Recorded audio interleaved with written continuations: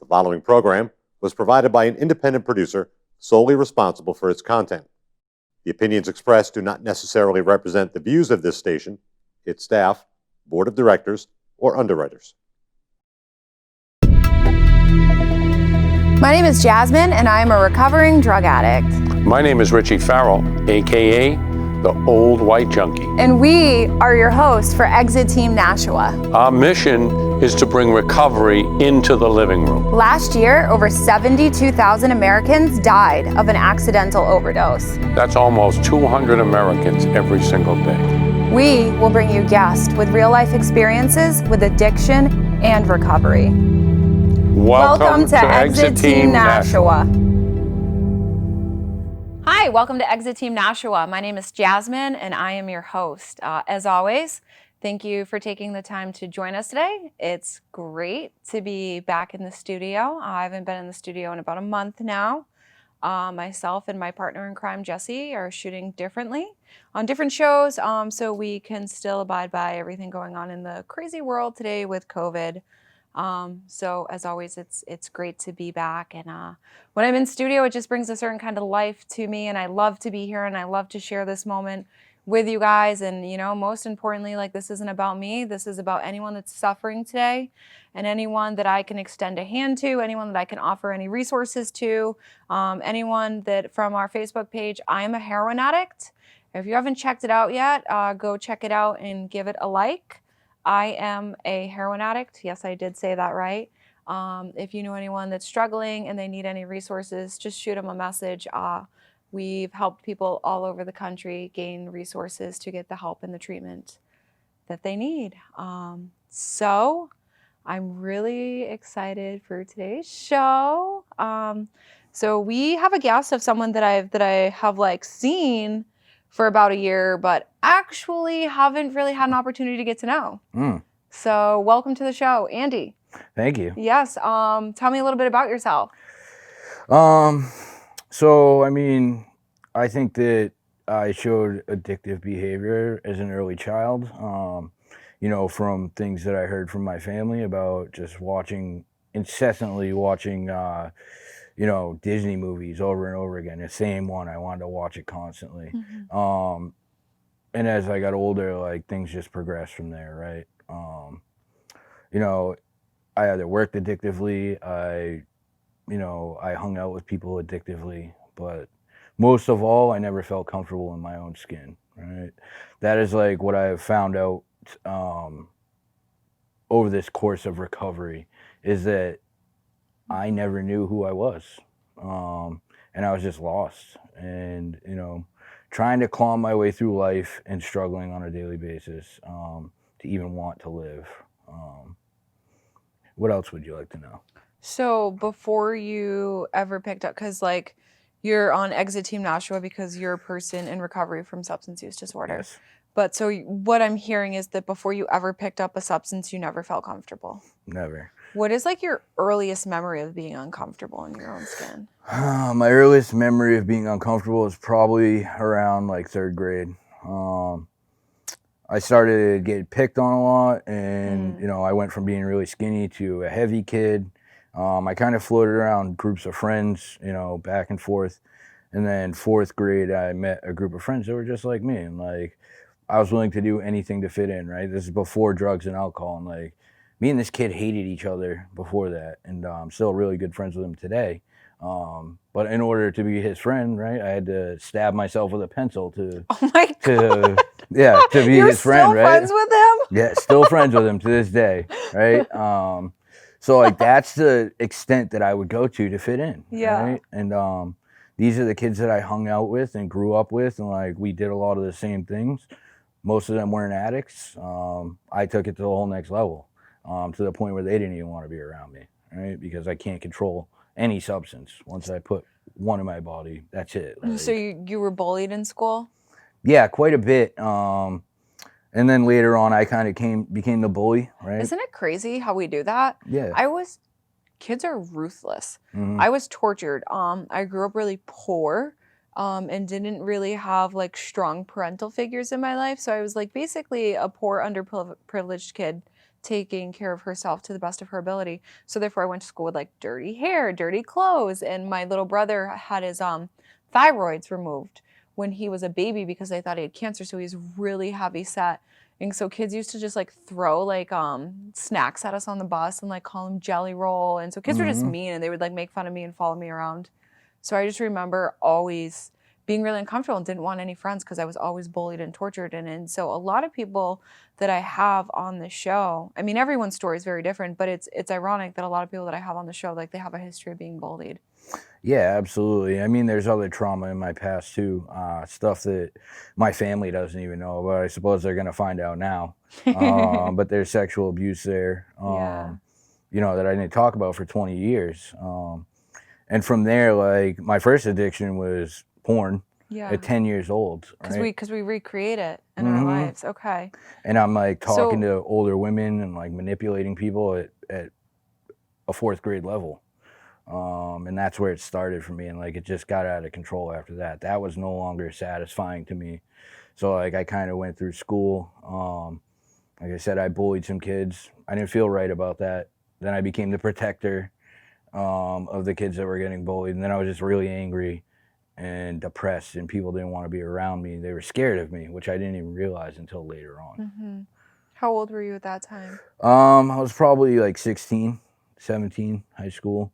10th grade, sitting in the, you know, the hallway, hood down, music on, all black. Oh God. Like, Yeah. and then it went to, you know, G'd up from the feet up, all sweatsuits, and like idolizing criminals, and you know, wanting that lifestyle because I felt needed and wanted. And I had already picked up drugs in 7th grade. I was arrested for the first time in 8th grade. What did you pick up for the first time? Weed. Weed, Yeah. marijuana. Yeah, I mean, marijuana. you were just like smoking recreationally. No, as soon as I put it in my body, like I wanted more of it. Okay. The kid I smoked it with took a video of me, and like I saw how absolutely wrecked I was, and like any normal person would be like, I'm not gonna do that again. Not me. Like I was like, I loved it. I loved everything about it, and like I strived for that feeling. That was like, I got the sense of ease and comfort. I felt like I fit in. I felt like I could be who I wanted to be at that point. So that whole feeling, like your whole life, where you had to like do things that weren't true to you because you didn't feel okay. Like, so when you smoked weed, it like took that away. Yeah, absolutely. Okay, that feeling like you're not okay, it took it away. Mm-hmm. Okay, and so then what happened? Because like, I mean, smoking weed didn't get you to the points that it got it to, right? So what happened next? It didn't. I actually went into summer school in 8th grade. Right? Okay. So struggling academically. Struggling academically. 9th grade, I just gave everything up. I'm like, I don't want to do this. And I got all my grades back up, all A's and B's. I was failing one class, which was In 9th grade. Yeah, 9th grade. Wow, which did you get your grades back up after all that? Yeah. Wow. Which was like a touchy-feely class that I didn't like. You know, I didn't want to. I never wanted to be vulnerable. I didn't like emotion. I feel like that's what I ran from my whole life. Is like the feeling I had on the inside. That's what I was running from, and I couldn't share with other people because it made me feel weak. Right, these social constructs of how men are supposed to be. So like, I strive to be unemotional. Period. I didn't want to show anybody weakness, and I felt weak getting picked on. Like, so it just grew from there. And then it went into selling drugs and alcohol. Alcohol was my next step. Blackout Drinker from the day I started. I still remember the first. I remember the first for every single drug that I've done. And I thought it was amazing to black out. I did all this crazy stuff, and like, you know, I woke up the next day still drunk, and like I loved it. It helped me forget. It helped me forget who I was. So How old were you? I was 16 because I had my license. I let someone take my truck that night. I remember being pissed when I woke up. Excuse my language, but I drove around town on a bicycle looking for my truck, still drunk, and I did find it. And the kid's like, "You gave it to me," like, but I was ready to fight him because he took my truck. Like give it? Did you let him borrow it for the night, or did you like give it? I just to him? no, I let him borrow it for the Okay. night. But like, this kid was my friend, but I was still like, you know, I had no idea what happened to me. And from there, it progressed to ecstasy, hallucinogens, cocaine. I had a really bad cocaine habit in high school. You know, I was doing a lot of cocaine, which brought me to my first suicide attempt. First and only suicide attempt. How old were you? 16. 16, 16. 17, yeah, right Okay. around there. I was drunk and high on coke, and I felt so alone in the world that I just wanted to die. Wow. So I'm I listening to this Audible right now called not Lost Connections. I've already listened to that one. It's called Connections, I think. And anyways, it's talking about like the physical construct of the human body and like the endorphins that are released and just like the chemicals that are released in our body through connection and that science can prove that we're meant to be connected. You know, that like science can back that. And yeah, I don't know, you're just talking about suicide and loneliness, and the chapter that I'm on right now is like loneliness and how the body naturally, when it's lonely and what you really need is human connection, that the defense mechanism is to actually push people away. So you get trapped and isolated in that loneliness. Yeah, that's exactly where I was at, right? I felt so alone. I remember so in 8th grade, right, we had a dance that was going on. My friend didn't mean anything by this, like I know that now, but like, he dragged me around school, right, and asked a bunch of girls to go to the dance with me. This really like me up. Excuse my language again. Sorry for my profanity. Now we can't air the show. Wow. Right. He asked a bunch of girls, so and they all said no. So like that really messed me up traumatically to the point where like I had body dysmorphia and like Yeah. I wouldn't even take my shirt off in front of people, and like I really didn't like who I was. It just deep seated that feeling of like not being like other people to me. Dude, you've done a lot of work on yourself to share so vulnerably. Yeah. I think that a lot of people really go through stuff like that, but like the difference is like, are people really going to get transparent around it? Well, that's what I've learned in recovery, right? Like Yeah. I've never been vulnerable in my life, so if I'm gonna recover, I have to be vulnerable. I have to have that change where like I have to do everything different. Dude, you must help so many men. I don't know. Maybe I do. Maybe I don't. I hope I do. Yeah. That's the goal, right? Is Yeah. to, even if I can just reach one person, you know, and whether I help them or not, like as long as I bring to the table truth, that's what matters, right? And I can't make anybody get sober. I can just show them the way, just as people have shown me the way, right?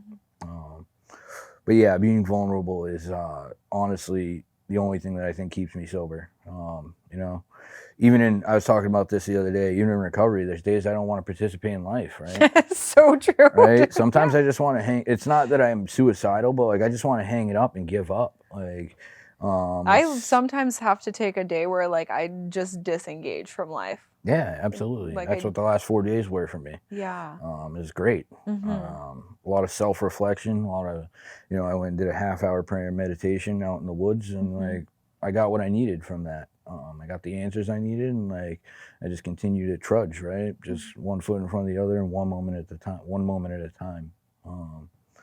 But yeah, like leading up to that suicide, because that's what we were talking about, right? I felt so alone. I felt like I was gonna die alone that I might as well do it right then, right? And I just remember being on my knees with the 45 cocked back in my mouth, drunk and high on coke, and crying. And like I think this is divine intervention, because like finally for once I wasn't thinking about myself. I was thinking about my family and how selfish that would be for them to have to bury me, and that stopped me right there. Okay. Not that I wasn't self-absorbed after that, because I stole everybody's time. Yeah. Maybe I didn't steal my life from them, but I stole their time, absolutely. So like what happened in your life? Because this is I mean, so we have the like never feeling comfortable in your own skin. So like so you can remember, I think you said like 3rd grade, right? Like you just weren't comfortable. And that progressed all throughout your life, and you started doing like self-harming, like you stabbed yourself with a pencil to get into like a group of friends, and then you like went through all these different phases to try and identify with others because you didn't know who you were. And then you found alcohol and drugs, and it kind of just took all that away but sent you down this path. Like what happened in your life? Because like that's not the man that you are today. Yeah, it's you know, it's been a long road. It's been 20 years, right? I'm 33. You know, and quickly, you know, I was working also. So like I started working at 11 on the farm. My family had a farm in Hollis. My father had his own business, and like this is what I thought I was meant to do, because, and by no means did he pressure me, but I pressured myself, right? Expectations upon myself and others. And well, because we don't know who we are, so if we can show up the way we think that you want us to be. Well, that, and like he's a good man, so like I wanted to be like him, but I never was quite him. So like I was trying to be someone else my whole life, never really being who I was. And I stayed working there up until like 23, I think, and I'd gotten into the opiates pretty bad.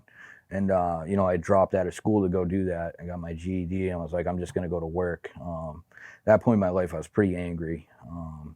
You know, I threatened teachers, and like I threatened physical harm to a lot of people. I did physically harm people. And at that point, like I was sitting in school suspension. I had like 6 weeks in school suspension. I didn't go to school when I went to school. I just went and hung out and would leave at like noon, go get high and drunk, never show back up. And, you know, my grades plummeted, obviously.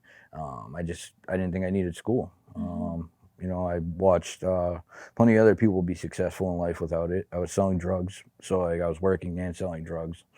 And that was my lifestyle. And like I partied hard, and, you know, I held it together for quite some time. Manageability, right? I had an apartment, I paid bills, had a car. I didn't have food in the fridge, but everything looked pretty manageable to me, right? Because, you know, I have alcohol and I have some pasta, right? I lived on ramen and like other pasta and stuff. You know, I've eaten ramen 100 different ways, but, you know, I literally just like, I thought my life was okay. And like, I thought that's who I was going to be. Until I hit the opiates, and then, you know, life quickly fell apart from there. Thank God. Yeah, absolutely.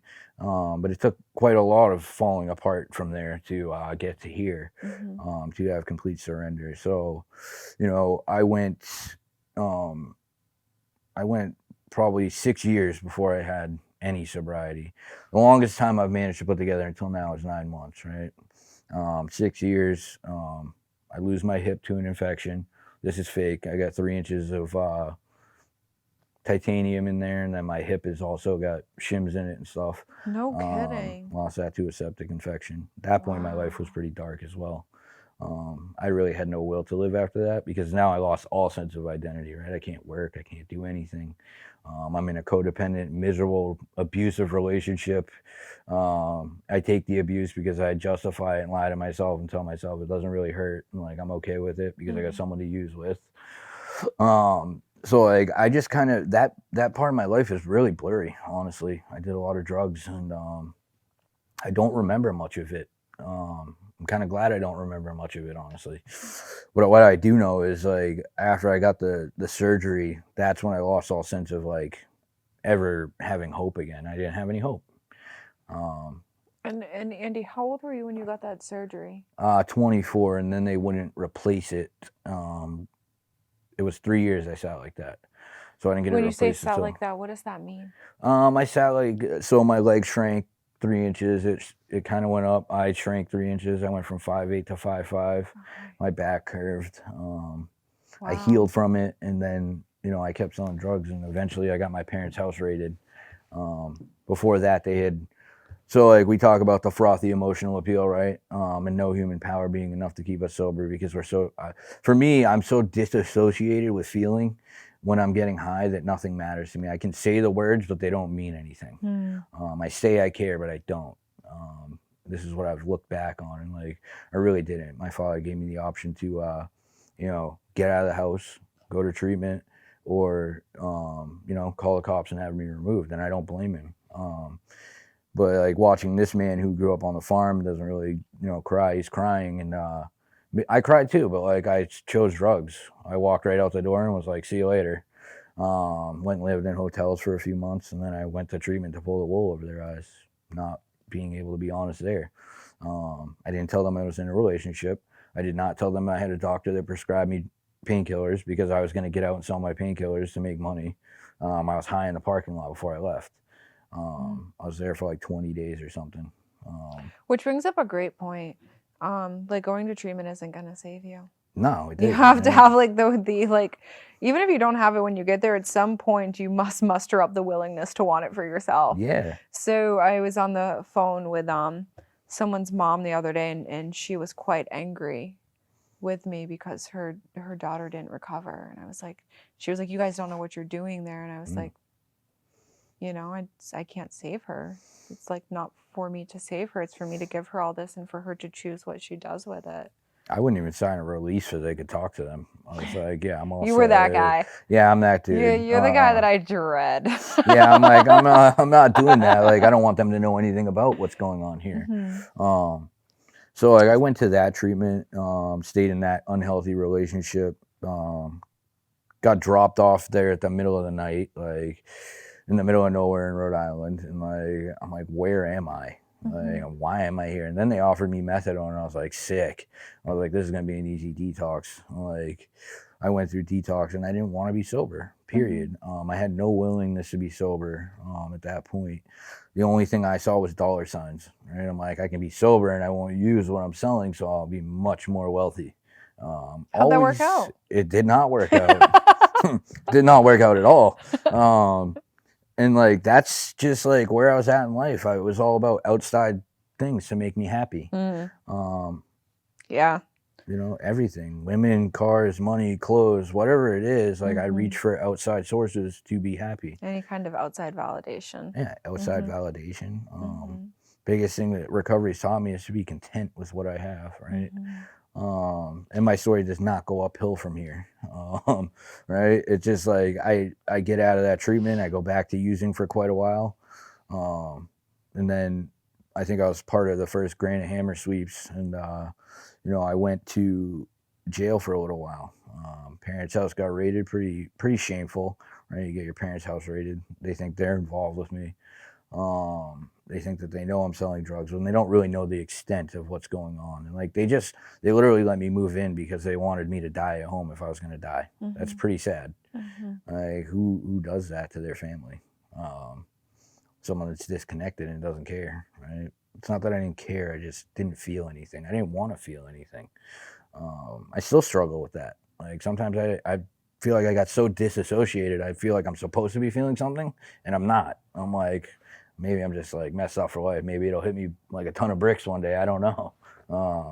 I feel more empathy and compassion for other people's feelings than I do my own. It's weird. I can identify. Yeah. Yeah. So like, I'm really good at helping other people, but don't ask me to help myself. Yeah, right. I can give advice, but I can't take it. And like from there, I went to jail, and then I went to another treatment center. At this point, I'm like, all right, I have an opportunity. Like my father's like, you know, he was visiting me in jail, and like around like week 3 or 4 of being in there, it went from me blaming everybody else to like me telling him, well, if I wasn't selling heroin in the first place, I wouldn't be here, right? But I wanted to blame the CIs, I wanted to blame this, I wanted to blame that, right?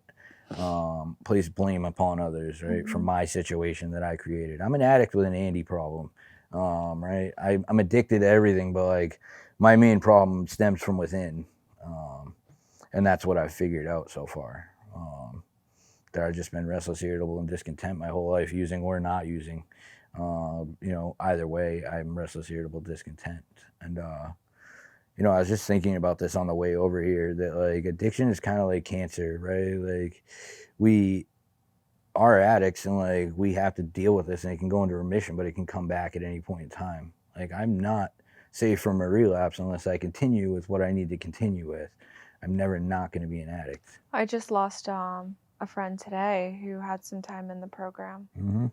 You know, and so, you know, you just really have to honor your truth, whatever it may be. And like, if it's really ugly, like it's okay. You've really got to honor that too, because it has the power to kill.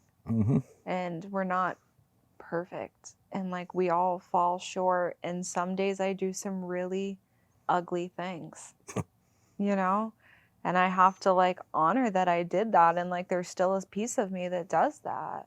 Oh yeah, I'm still in there. Definitely. You know, I feel like a lot of people see me as like this really kind and loving person that I was not always, right? And I still have those thoughts, and I tell people that when I'm at work, when I'm running groups, I'm like, I have, you know, terrible thoughts all the time. It's like I lead with the heart and not the mind, because like my heart tells me the right thing to do, my mind tells me what I want to do, what my pride and ego tells me to do, right? And it's crazy to even think that I can do that today, but like, that's the way it is. Like, I don't have the greatest brain in the world. It tells me to do some terrible, awful shit to people. But I haven't acted on it in a while. Right. Comes out few and far between now. It's not like a daily thing. And from that period of time, right, I got sober for 9 months. Treatment was the only thing that kept me sober and not wanting to go to prison. So like I go to Phoenix House, and then I go to this other program, Headrest, and I do, 90 days there. That's where I get introduced to the program of Alcoholics Anonymous and Narcotics Anonymous. That's a 90 and 90. So like I'm forced to get a sponsor.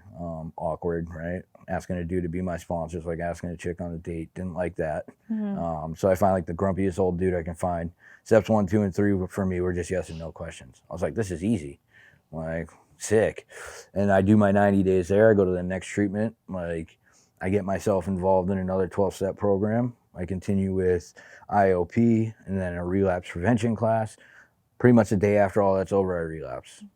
One day, right? I use dope for 1 day, and then I go back into recovery for 9 more months. So now, in my mind, I can control it because You used that one time. one time, right? But I look back on it, I didn't do one shot, I did 10. Right? I didn't just like go out and like have a good time for one night. It was like, right? You're lucky to be alive, dude. Yeah. I'm very blessed to be Yeah. alive. All the things, all the driving around blacked out and like just the situations I've been in. So I meet a girl who's in prison through a Sounds mutual great. friend. Yeah. Oh, this is where I'm at. And like, I'm starting to get things back in my life. I'm getting my surgery coming up. I got my hepatitis treated, right? I got a good job again. Things are starting to look up for Andy. And he's getting all those outside things back that make him feel good. Well, what happens when those things don't make you feel good anymore, right? Yeah, you need something else. You got to reach for something Right? else. Yeah. And like once those things weren't working, now I'm doing terrible behavior, right? This might incriminate me, but it's fine. I lied on paperwork to get into the halfway house because I'm a convicted drug dealer. They let me in, then it's bringing cigarettes in, then it's bringing dope in, and then I'm using dope, and that's where it kind of takes off again. I go back out for 2 years, pick up a meth habit, and I was homeless at that point again. I'd lost everything again, lost my job, lost everything, and I'm living on the street in my car. And this is what brought me to my knees finally, and brought me to the treatment center that was 12 steps, which I absolutely could not stand when I got there because I had already done the 12 steps. They didn't work for me, right? I did 1, 2, and 3, and I did it in a different 12-step program, and I'm like, didn't do anything for me. I always think I knew better than other people, and that I can find out a better way to do it than other people. Isn't it crazy what happens when you humble yourself? It is. Hey, y'all. If you are wondering why all of a sudden Andy has a beard, and he did it a few minutes ago, and why I've changed, it's because you are now here for part 2 of the Andy Show, which I'm actually really excited for because Andy did an excellent job for us, breaking down the unmanageability of addiction and what it's like to be trapped inside the mind of an alcoholic or drug addict, whatever you want to call it. But things have actually gotten pretty good for Andy too, as well. And so, you had just, when we had ended part 1, you had just started telling us about like what had happened and being in the hospital and what it was that made you want to get sober. So like what transpired in your life to make you want to get sober? Honestly, I just had enough. Like, I had tried to get sober so many times and like tried to do it on my own and like try to do it my way because my way is always the best way, right? I don't like taking suggestions from people. I'm stubborn and like I think I can do everything on my own. So you're basically like my pit bull puppy. Pretty much, yeah. I'm like a little mini pit bull, yeah. But like I ended up going to court a few times, jail, back in June, and they kept telling me to go to treatment, and I literally just leave and go back to using. And eventually, I was like sitting in the jail cell. I was like, just get me out one more time, and like I'll go. 911 prayers, your Yeah, foxhole yeah. prayer. First Okay. time I prayed in who knows how many years. So like I got out and I went to a treatment facility, and like it was 12 steps, and I really wasn't happy when I got there. Like, I didn't want anything to do with the 12 steps. I had partaken in some 12-step It work can be before. really preachy. Yeah, It can, yeah. Well, the fact that it was like AA based too, like that really bothered me. The treatment center because- itself was an AA Yeah, based. Okay. yeah. I just didn't want to. I didn't want anything to do with God, and like even though I was praying like to get out of jail, I'm like, nah, I don't want anything to do with that. Like, I just want. So you're praying to get out of jail, Yeah. but you actually don't want anything to do with God. Okay. Yeah. All right. So like I get there and you know, I was pretty miserable for like 3 days, and like something just finally clicked, and it was like, all right, like you're 33 and like you've done everything that you possibly can think of, like whether it be MAT or just drying out or like locking myself up my cabin for a few weeks, and like nothing ever worked. I could never maintain sobriety. So like you went through like significant health things too, and like that didn't keep you sober. Like fear of losing your life didn't keep you sober. Nope. No, none of that stuff stopped me. Like my parents begging me, you know, none of that stuff really, it didn't really break through to me. It might have for a second, but as soon as I'm out the door and high, like I don't care. Like cool. Like I'm glad I'll figure it out. Weight you needed. Yeah, right. It's just a survival thing. Like I just, I never thought that my life could get this good. I learned about this internal condition called the spiritual condition, right? Like, I didn't know what that was when I heard spirituality. I thought of like ghosts and like just like I didn't know what it meant. Like ghosts, like just like spirits. Like I had to look up the definition, and like I had someone look it up for me and said what comes from within, and I was like, all right, well, what's come from within all these years has been pretty crappy, right? Like the negative self-image and like just always feeling less than other people and so on and so forth. So like now that I know this, it's like, what can I do to you know, make this better? And like through the 12 steps, like that, those things started to happen for me, right? So you went to this treatment center, for lack of a better term, it was a big book thumping treatment center. Yeah. So you got there and you wanted like really nothing to do with their way of life. No. And so you like, what happened for you to like muster up some willingness? Honestly, I just at first it was just like, all right, I'm gonna get out of here. Like I'm just gonna do this. Like I told my case manager, I'm like, listen, pal, like I'm not going to aftercare. Like I know what I need to do. I need to do this on the outside. And he's like, that scares me. I'm like, good for you. I'm not scared.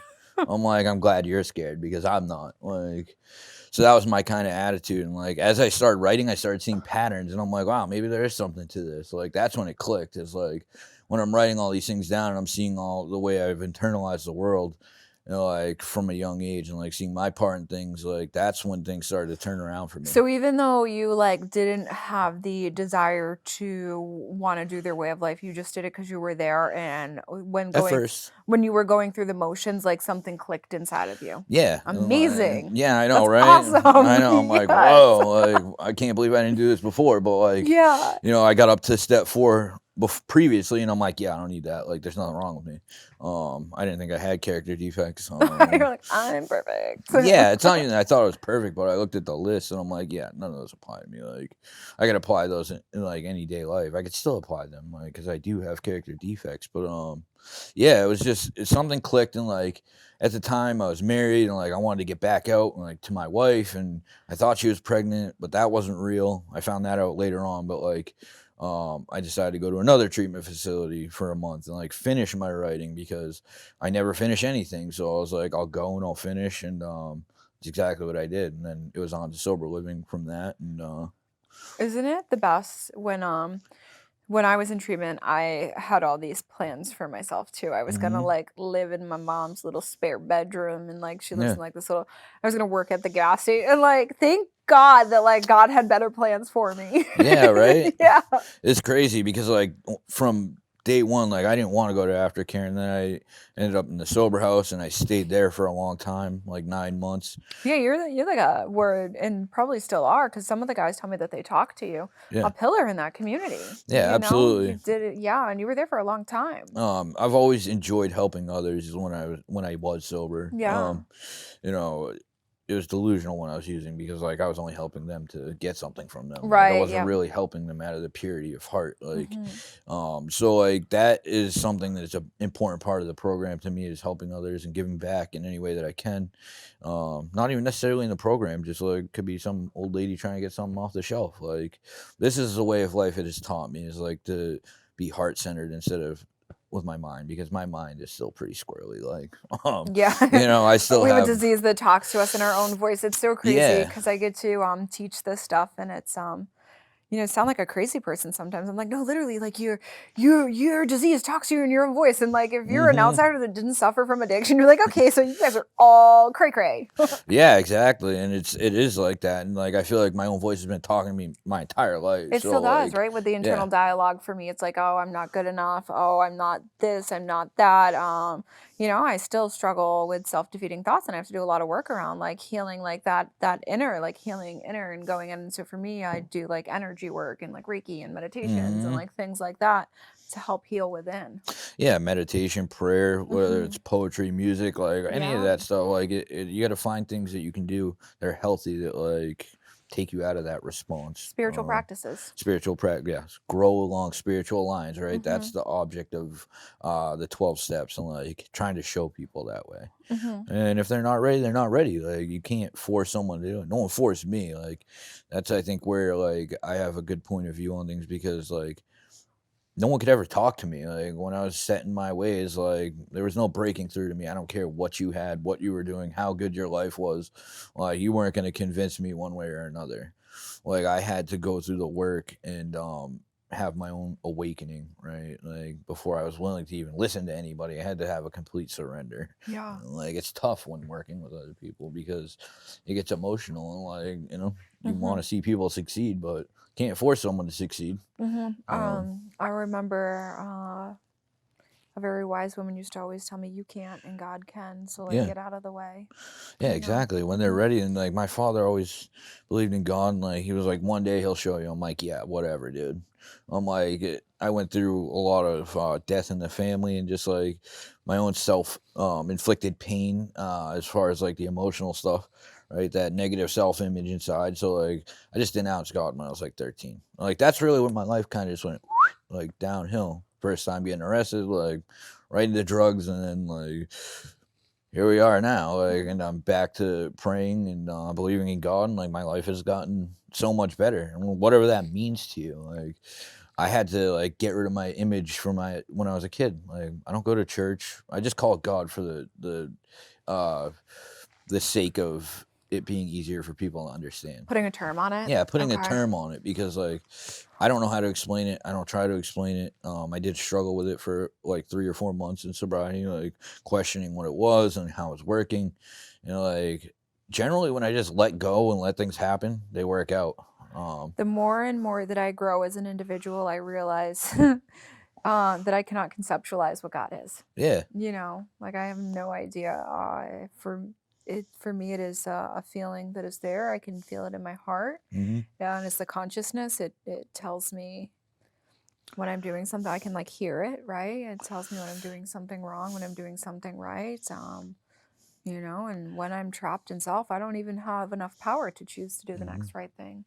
Yeah, and the fundamental idea of God comes from within everybody, right? Yeah. Like, so like it's like that gut feeling, that idea that you hear it saying no, but you do it anyway. Yeah. Like so, it's always been there. It's just like, am I gonna listen to it, or am I gonna just go on my own self will and ruin my life? Like, which I'm still capable of doing. Absolutely, yeah. Some days are pretty hectic. I literally, it's so funny. The other day, I did something I shouldn't have, and I knew it. And like walking, and like as I was going through it, I could hear my consciousness saying, "Hey, do this," and I was like, And then I left the situation, and I called so many people, and I was like, "Dude, like I just dishonored like my higher self." Like I could hear like, and I'm not sure how I'm going to make amends for it yet, but it's not something for me to call I my just made an sponsor. amends at work. I went back to working in a garage. So it's a lot of testosterone, like not people that are spiritual. So like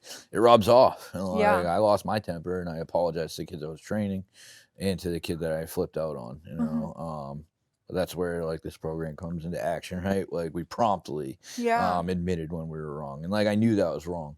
And like I wanted these kids to know that they're young, they're 19 and 23, and like I want them to know that it's not okay to just flip out on people. Like that's not how you do things. That's not how you get answers. Like that was my attitude when I was a kid. Like anger was easy. It like shuts people down, and they don't want to confront you. Like and I felt bad. Like I felt bad after I flipped out on this kid. And never in my life would I have felt bad for that. Like, I would have been like, I'm right, you're wrong. Like, get over it. That's cool. Right? That's really cool that you felt bad. That's awesome. Yeah. I've never thought of that. Okay, so like you're in this treatment center, you don't want what they have, you start doing this work on yourself, and all of a sudden you have this awareness, like, oh hey, like things actually aren't the way I've seen them my whole life. What happens next? You know, it was a lot of you know, thinking of where I was gonna go, and like I would have moved away if my family wasn't here, but for the first time I put them first. I'm like, you know, I just started doing things that I wouldn't do, right? That's what I consider God's will, is the things that I don't want to do, are usually the things that I need to do. Right? If I don't want to go to that meeting, or I don't want to talk to that sponsee, or I don't want to go to work, or whatever it is, right? I is the problem statement in that, right? Yeah. So like I just need to do those things. So it's like when I started doing that, my life started turning around. You know, I left that toxic relationship, and like that was probably the best thing I ever did in my life. Not something that I was willing to do when I went in, right? And a lot of people were telling me to leave, and I didn't want to. Like, I was just holding on to that, like that relationship. Let go or be dragged. Yeah. So like I just was no longer willing to be dragged. Boundaries have been huge for me with people. I still have a hard time with some people. Boundaries are definitely a difficult thing for me, because I like to people please, and like, you know, that's just one character defect of many, but like I like to make people happy and see them smile or whatever it is. So like I'll let them, you know, walk on me a bit, and then but finally, like at this point in my life, I can say no and be like, I feel good about it, and be like, all right, well, I made the right decision, like, because it wasn't doing anything good for me, like regardless of whether they felt good or not. Like it didn't do anything spiritually for me. But yeah, it started off, it was rough. Like early sobriety is not easy. Like, I'm gonna tell everybody that right now, because it's not even the emotional part. Like that part is, but like just struggling to pay your bills, and like, you know, sober living $900 a month, and I was making that every 2 weeks. It was rough. Like I didn't have a car. I walked to work. Like you just have to be willing to do whatever it is that you have to do. You know, and I was willing to do whatever I had to do to get drugs. So, you know, I became willing to do whatever I had to do to live. We were getting a really bad snowstorm last week, and I was asked to speak at a meeting that was an hour and a half away. And so many people were like, I can't believe that you're going to drive an hour and a half in the snow. And I was like, bro, I would have drove with a donut on my car and an ice storm an hour and a half to get dope. I can go to a meeting, dude. With no gas in the tank. I'll figure it out when I get down there. Yeah, exactly. It was like, I'm blessed enough to have like a decent vehicle with good tires. There's no reason to not go. Right. I actually called out of work that day. I couldn't make it. Like my little Honda is not going anywhere in the snow.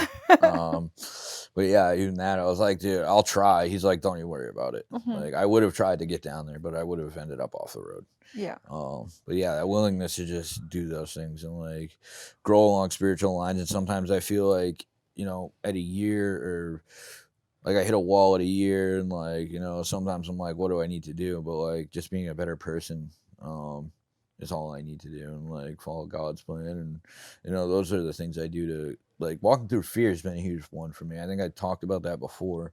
Maybe not, but like you did. That's spiritual growth to me. Like, because those aren't real. Like none of them are real. Like it's all Isn't just it in crazy your head. that our misery, well, I don't want to offend anyone, because some people are in like really miserable situations, but like for me, a majority of my life, most of my misery was created right in this thing. Yeah. Because all of this is exactly as it's meant to be. Absolutely. You know, and we can't control this. Like, so, no, I get that completely. And like that, every resentment had an underlying fear. So like when it says we're driven by 100 forms of fear, like it might not have been 100, but there's plenty of them out there. Like this, I would not be doing this right now.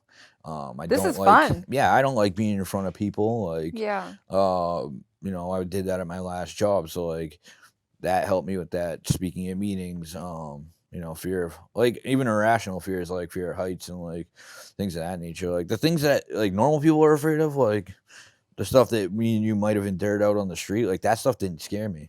Like I was like, whatever, you know, it's just part of the life. Yeah. But when it comes to something that's going to affect me emotionally, yeah, I'm scared scared to death. Yeah. Right? Oh, you're gonna love me? Vomit. Yeah, right? You're gonna be nice to me? Yuck. Yeah, so Yeah. like going through those fears, that's huge. Uh-huh. Like, I've helped some people through those fears, and like once they got through the other side, they're like, "That was amazing." I'm like, "You see, I told you." Like it's just that initial like going through it, and like that's where I found the most growth is like walking through those and realizing that like they're just in my head, and I still get anxious a little bit sometimes. Yeah. But like once I start talking or once I start going through it, like I'm fine. Like next is snakes, and I know you fear. got one. Yeah, yeah. I love pythons. But spiders, like I started picking those up and just holding them. I want a like, tarantula so bad, but my fiance is like, if like it's over if you bring a spider home, and I really want a tarantula so bad. Hey, whatever. I love going to zoo creatures in Plastow because like they're not supposed to, but they let me hold the tarantulas sometimes, and I love that. I like lizards and stuff. I just, Yeah. I don't know what it is about snakes. Maybe it was my dad's fear imprinted on me, but like, yeah, there's all kinds of fears that like I just try and go down that list. It was like I think 25 or 30. Like I just try and go through each one of them. What ones have you made it through? Well, I've made it through fear of public speaking, being alone, right? I stayed alone for the first year of my sobriety. Still am, so like I'm still going through that one. Yeah. What else have I made it through? Fear of heights. I skydived Woo! twice. I blew my eardrum when I went. Did you? Yeah, I have something weird. This one doesn't pop when I go. Yeah. For some reason, I it blew doesn't my eardrum. equalize. I couldn't hear out of it. I was worried I was gonna have to have surgery because it took like a week to heal. And I was like, oh my god, I'm gonna do that. Well, like 4% that has to have surgery, but it ended up healing. Yeah, it's amazing. You know, I don't even know what else I had on there because it's been so long. I actually have it in my car, but like I've been carrying my inventory around forever. I use it for a teaching tool. You know what's really funny? Mine got stolen. Did it? Yeah. Dude, mine got I mean, someone can have it. Like, have it. Whatever. You know, it really doesn't matter. I can See what a real big POS I am if you read that. Yeah, yeah. But yeah, like this is like, and meditation's huge for me. I love meditation. Like my first experience of meditation was at a different treatment facility, and like I made up some excuse of why I couldn't do it. I'm like, my ears ring, it triggers me. I think about smoking crack, and they're like, oh, we better not have him meditate. Like, Fucking triggers. Oh. yeah, I'm like, I'm angry, like, oh, like flipped out, and they didn't make me meditate anymore. I'm like, sick. I don't have to do this. You're like, what little do you know? Everything triggers me. The sunshine, the rain. Yeah, right. Like rolling out of bed and opening my eyes, I'm triggered. Sleeping triggers me. I will find any reason to use. Yeah, that's a great debate. Like the trigger thing. Like I don't.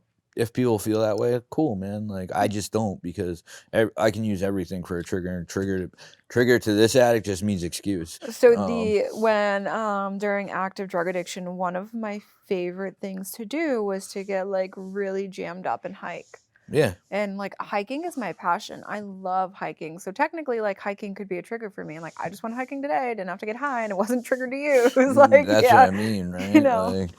Like, just driving around listening to music, or like being at my camp or whatever, fishing, golfing, like all things I did when I got messed up. Like I associated everything with getting messed up. There was no reason not to get messed up. Like, everything was better when I got messed up. Good, bad, or indifferent. I was using it as a reason. Yeah, and it became I didn't do any of that stuff towards the end. I just sat in my room and got high. Like that's it. Like I didn't do anything. I just talked about what I was gonna do.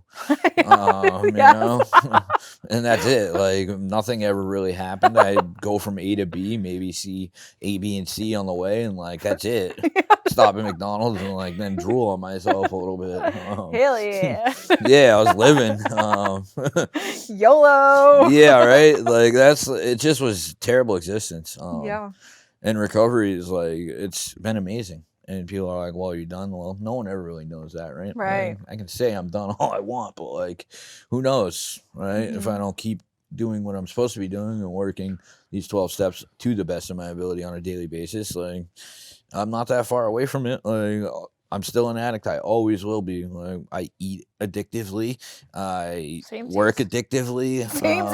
Yeah, it's like, right? Like, if my boss asked me to stay a couple extra hours, sure. Like, you know. Yeah, most people like run. I'm like, oh my god, yes. What little do you know I was gonna stay anyway? So right. Yeah. So like, yeah, I can do anything addictively. Yeah. It doesn't matter what it is. But like when I start doing that, it's like, what am I trying to avoid?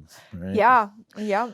Those are the things that I look into now. It's like, what am I trying to avoid because I'm doing this? I mean, you have to work to make money, so like I'm not avoiding anything at work. I just I like to work.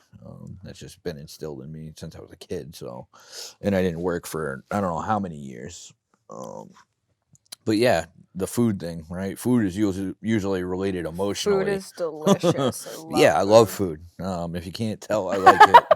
Right? Yeah. Hell yeah. Hell Buffalo yeah. chicken, extra blue cheese. Yeah, I'm about to go It's get my some jam. food right after this. Where you going? I don't know, Oh. but I'm hungry. I gotta, I'm going to pick up another addict after this Awesome. and like talk to them. So this Awesome. is pretty much my life. It's my passion. Like I'm going back into it. That's also something I've done is not been afraid to step out of my comfort zone. Right, going back to school. You're in school? No, but I'm going to be for the recovery coach classes. Right. Oh yeah. Not a fan of school. Never was. I got good grades, but then it just like I gave up on it. I was like, I don't need this. Like I'll figure it out. I'll get into a trade, stuff that I like to do. Like I just can't physically keep up with that anymore. So school is the only option for me at this point if I want to have like a good career. Yeah. So like that's another fear, right? Like going back to school and doing that to further my career. And, That's awesome.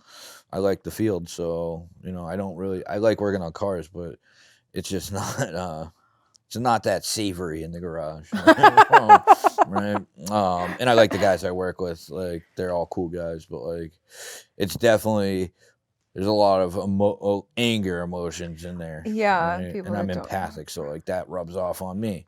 And affects my emotional stability. I'm super empathic. Some yeah. days I'm so bogged down and I just feel so gross because I'm like holding on to so much energy that's not even mine. Yeah, Mhm. yeah, absolutely. And if anybody wants to figure out like if they're empathic or not, take a Briggs and Myers. I think it's called Briggs and Myers online. It'll tell you. What's that? It's a test that like it. I literally want to go take it right now. Yeah, it was it'll so tell hard you to what not your grab my phone to do personality it. is. So it's like I think mine was ESFJ, which is like entertainment. I forget what the J stands for.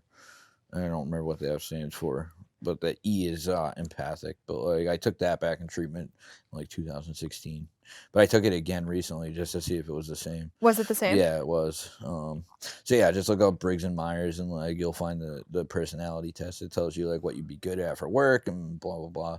And back in 2015, it said I should get into the recovery field or sales, and I was like, I made a joke. I was like, I'm already in sales, lady. Like, Little do you yeah, know. I'm good. I don't need to. I'm good at that. But like, yeah, it was, dude, drug addicts, man, dude, we are so resourceful and like so badass. Like, dude, we just shift that focus to something good and like we just soar. yeah, you know? right. And anybody can do that. Not even drug addicts. Like if people just like calm down and like live in the moment and not, freak out about what's coming in the future. That's huge too. Like not tripping out on the future, not tripping about where I'm gonna live or what's going on. As long as I got food, water, and shelter, like I'm good. That's it. Dude, like, the universe will provide. Yeah, I don't care about the other stuff comes, but like it doesn't matter to me anymore. I don't care about the clothes or the cars. Like I have 2 junk cars and like they get me from A to B. I don't care what I look like. Like that has lost all appeal to me. That's awesome. That's freedom. Yeah, it's like I really it's just a new way of life. That's what recovery is. It's a new way of life. The psychic change is when I heard that I'm like, all right, psychic change. I didn't like the word psychic, so I'm like psych change. That's just like that just sounded better to me. So I'm like, all right, I need to change everything. I need to change the people I'm around, the people that I wouldn't be around because like it might affect my personal image, right? So like I talk to anybody now. Like I'll hang out with anybody. I don't care what they look like, what their preference is. Like I'll just it doesn't matter to me. Even right down to foods. Like I try new foods that I hated beets my whole life, and I tried them for the first time. Beets and they're are great. good. Yeah, they're great. Good. Sushi, oh my god. Love sushi. Dude, if you want a good place to go eat after here with sushi, I'll tell you a good sushi place. All right. We're out of time though. Yeah. To our viewers watching, anyone struggling who might not believe in themselves, think they can't do this, we have to say to them. Recovery is possible. You just have to surrender and be willing to listen to someone else and do things that you're uncomfortable doing. And the universe will provide. And I'm not saying you have to believe in God, or it's just some kind of higher power. It doesn't matter what it is. That's for you to figure out, and only you. No one can tell you that. I struggle with that the most. And, you just got to talk to people and like not mask your feelings and pretend everything's okay when it's not. You know, if you're struggling, just reach out to somebody. There's plenty of us out there. There's plenty of things on Facebook where you can reach out, recovery pages, hotlines, anybody in the recovery field is willing to help. Awesome. Well, thank you for coming on the show. Thank you for being so vulnerable. Mhm. I definitely think that you've helped some people through the process of this show, and I greatly appreciate that. And as always, I appreciate you. Yeah. To Thank all of you. our viewers watching, thank you for tuning in. Thank you for sharing our time with us. If you have not done so already, please hop over to our Facebook page. I am a heroin addict. Yes, I said I am a heroin addict. That is our Facebook page, and go ahead and give it a like. Thank you.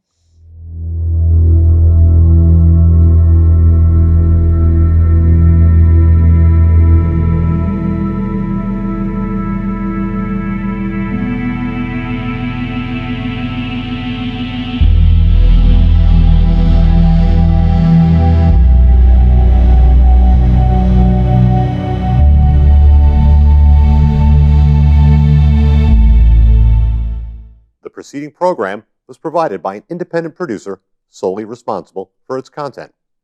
The opinions expressed do not necessarily represent the views of this station, its staff, board of directors, or underwriters.